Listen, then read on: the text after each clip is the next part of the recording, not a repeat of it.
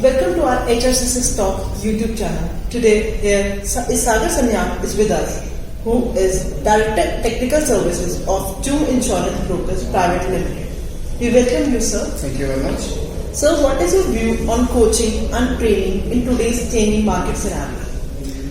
See, you've used two terms, coaching and training. Now, both these are different from each other.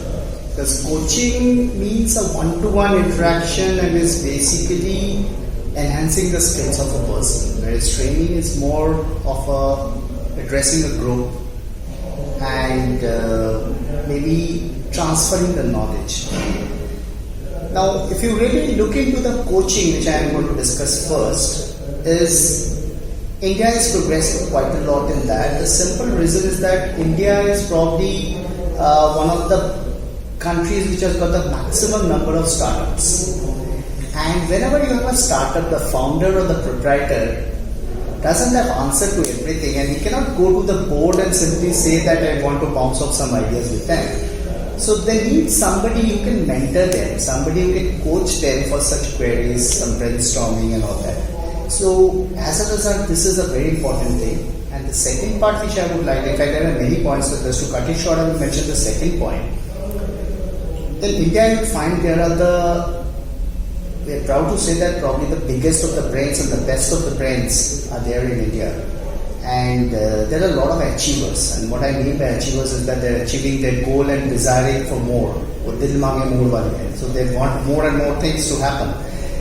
But another thing, what Gallup study has said, that 70% of these people, they feel that, there's not much of a job satisfaction for them, or maybe there is some gap. So these are the guys, the achievers. It's an irony. They're achieving so much, but they have to fall back upon somebody to find out the reason for this.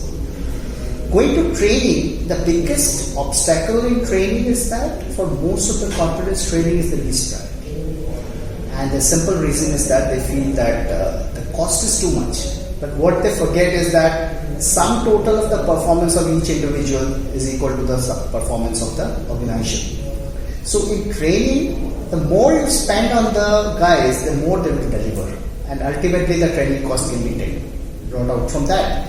So training is developing. Training is, India is probably the second largest now in terms of e-learning, although I'm being a professional trainer, I'm not very fond of e-learning because I think the face-to-face interaction is more. Training helps increasing the productivity of a person, helps enhancing the skills, so it is very, very important. And the companies are putting, and if you see that most of the bigger companies now have got a learning and development team. The role of the team is to provide technical training.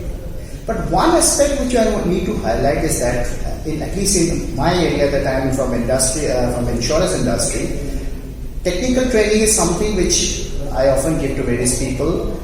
And it is important. But another thing which is very important in most of the industries is the soft skill training.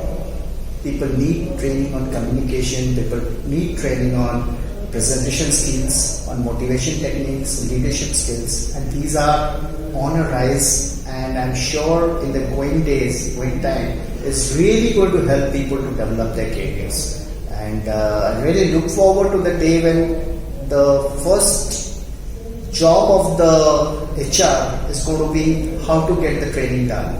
If you find many of the companies in the induction phase itself, they undergo a training. But later on, it is not repeated. And one of the things in training is that 90% of the things which you learn goes off within a week, unless and until there is a refresher course. So I just wish that the training comes up in a big way in the days to come.